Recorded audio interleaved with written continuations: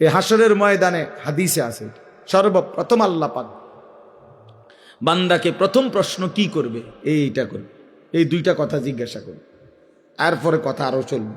বাকি প্রথম বলবে, বলো তো আমি কি মোট এত দিন এত ঘন্টা তোমাকে সুস্থ রাখি নাই?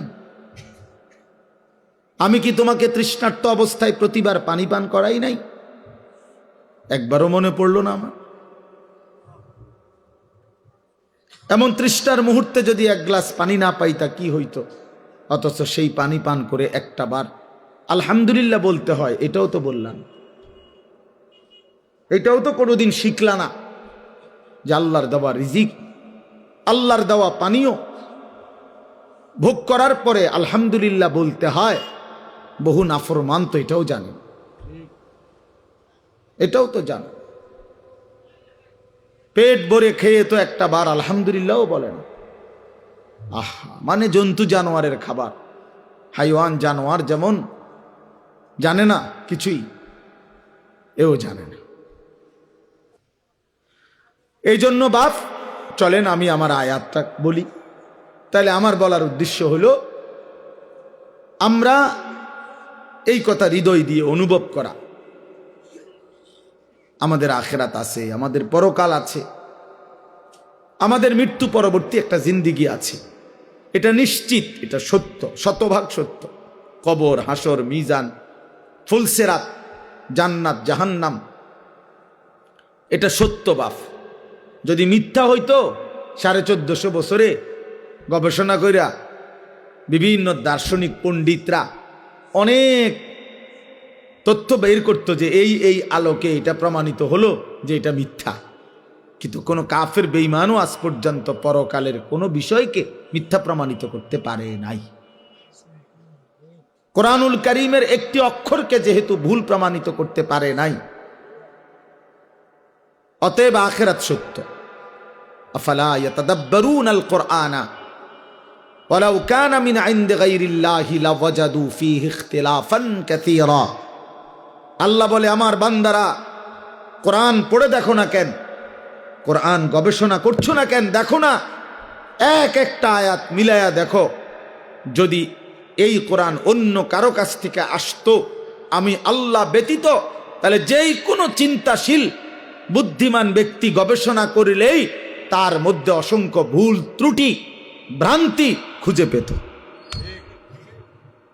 আল্লাহ ভিন্ন যেই লেখে, যেই বলে, তার কথা বক্তব্য লিখনির মধ্যে ভুল হয়ই হয়। 1 লক্ষ কথাও যদি সঠিক হয়, 10টা কথা ভুল হয়, ভুল হয়। আমরা একেবারে আমগো যে কোনো ওয়াইজেরও আমনে যদি খেয়াল করে এখন আমনে হয়তো কইতে পারবেন যে হুজুর এই শব্দটা এমনি না কইলে ভালো হইতো, এটা এমনি কইলেও পারতো। কথা বোঝেন নাই আমার? আমি হয়তো বুঝছি এমনি কইছি, আপনার বিবেচনায় যে না এটা এমনি কইলেও পারতো।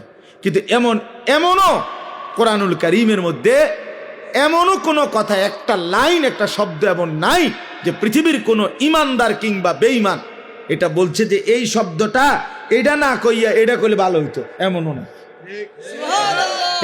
এইটাই উত্তম, এইটাই, যেখানে যেটা ওইখানে ওইটাই।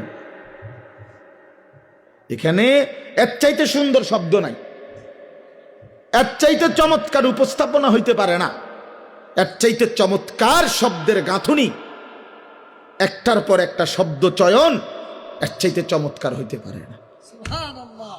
সকল গুণে, সকল বিবেচনায়, সর্বগুণে কোরআন শ্রেষ্ঠ। যত ভাবে, যত ঢঙ্গে, যত রঙ্গে দেখুক না কোরআন, কোরআনই শ্রেষ্ঠ। আল্লাহ বলছেন কেন? কারণ এটা আমি আল্লাহর পক্ষ থেকে আসছে, আর আমি সেই মালিক, ইয়ালামু মা বাইনা আইদিহিম ওয়া মা খালফাহুম। আমি সামনেও জানি, পিছনেও জানি, কিয়ামত পর্যন্ত পৃথিবীর শেষ হালাত আমি তো জানি। তো কাজেই আমার কথার মধ্যে ভুল ভ্রান্তি অযৌক্তিক হবে কেমনি? পৃথিবী আধুনিক হইতে হইতে কই যাইয়া পৌঁছবে এটা আল্লাহ জানে না? তো তাইলে এই জন্য বাপ কোরআনুল কারীমের কথাই শ্রেষ্ঠ কথা। আফালা ইয়াতাদাব্বারুনাল কুরআনা আম আলা কুলুবিন আকফালুহা। আল্লাহ বলেন, হায় বান্দারা, কি হলো তোমাদের? তোমরা যে কোরআন পড়ছো না, কোরআন গবেষণা করছো না কেন? নাকি তোমাদের অন্তরগুলো তালাবদ্ধ? আম আলা কুলুবিন আকফালুহা, নাকি তোমাদের দিলগুলো তালা মারা? এই বাপ ভাইয়া, ছেলেরা, বাবারা, মুসলমান হওয়ার পরও যারা কোরআন পড়েন না, বুঝেনও না, 2-4 লাইন শব্দ তেলাওয়াতও করেন না, সত্য কথা হইল আপনার কোনো দিল নাই, আপনার আসলেই কোনো অন্তর নাই। এটা তালাবদ্ধ, এটা একটা জমাট পাথর ছাড়া আর কিছু। আম আলা কুলুবিন আকফালুহা, আল্লাহ পরিষ্কার বলছে। কোরআন পড়ছো না কেন? কোরআন নিয়ে ভাবতেছো না কেন বান্দা? নাকি তোমাদের অন্তরগুলো তালাবদ্ধ? তার মানে বোঝা গেল যে আল্লাহর কোরআন নিয়ে ভাবে না, আল্লাহর কোরআন পড়ে না, আল্লাহর কোরআন বোঝে না, খোদার কসম তার কোনো অন্তরে নাই, তার কোনো দিল নাই, তার দিল তালাবদ্ধ। ওইটা জমাটবদ্ধ পাথর ছাড়া আর কিছু না, আর কিছু না। দুনিয়া ভোগ করে তো দুনিয়া তো আতফাও দিয়া না ভোগ করে, চোখ নাক কান দিয়ে ভোগ করে, দিল কোনো কাজ করে না।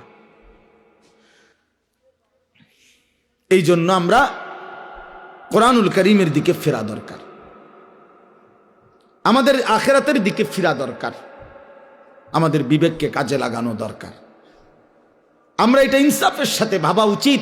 প্রিয় ভাই আমার, বন্ধু আমার, ছেলেরা আমার, বাবারা আমার, বাস্তবিক অর্থে আমাদের সবকিছু সুন্দর ছিল, আমরা সব সুন্দর, সব শ্রেষ্ঠ রেখে একেবারেই অসুন্দর, অযৌক্তিক, ফালতুর পিছনে আমরা জীবনটা শেষ করে দিচ্ছি। আমাদের আল্লাহ সর্বশ্রেষ্ঠ, আমাদের নবী মুহাম্মদ সাল্লাল্লাহু আলাইহি সাল্লাম সর্বশ্রেষ্ঠ, আমাদের কিতাব কোরআন সর্বশ্রেষ্ঠ, আমাদের ধর্ম ইসলাম সর্বশ্রেষ্ঠ, আমাদের সবটাই শ্রেষ্ঠ ছিল। কিন্তু আমরা সর্বশ্রেষ্ঠ নিয়ামত ছেড়ে একেবারে ফালতু কতগুলা বইপত্র, কাগজ কলম, পৃথিবীর কিছু মানুষের বিকৃত কিছু চিন্তা চেতনা, এর পিছনেই আমরা জিন্দিগি শেষ করে দিছি। ছেলেটা সকাল থেকে রাত পর্যন্ত ছুটছে, কি খরের বাবা, কেন হাসো, কেন কাঁদো, কি চুল রাখলা, কি জামা পরলা, সারাদিনে মোবাইল টিপ্পা কি পাইলা, এত নারী, এত ছবি, এত দৃশ্য, এত উলঙ্গপনায় শেষ পর্যন্ত রাত শেষে অর্জন কি বাবা?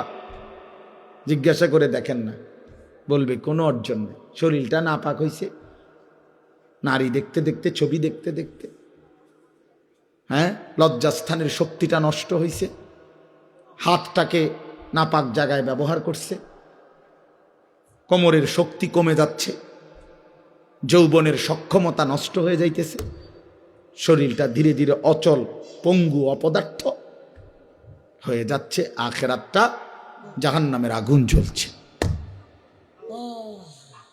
এই অর্জন, চরিত্রহীনতার অর্জন কি? অশ্লীলতার অর্জন কি? অসভ্যতার অর্জন কি? তাহলে এই জন্য আমরা বললাম, আমাদের আল্লাহ, আমাদের কোরআন, আমাদের রাসূল, আমাদের ইসলাম আমাদের জন্য সর্বশ্রেষ্ঠ, আমাদের জন্য নিরাপদ, আমাদের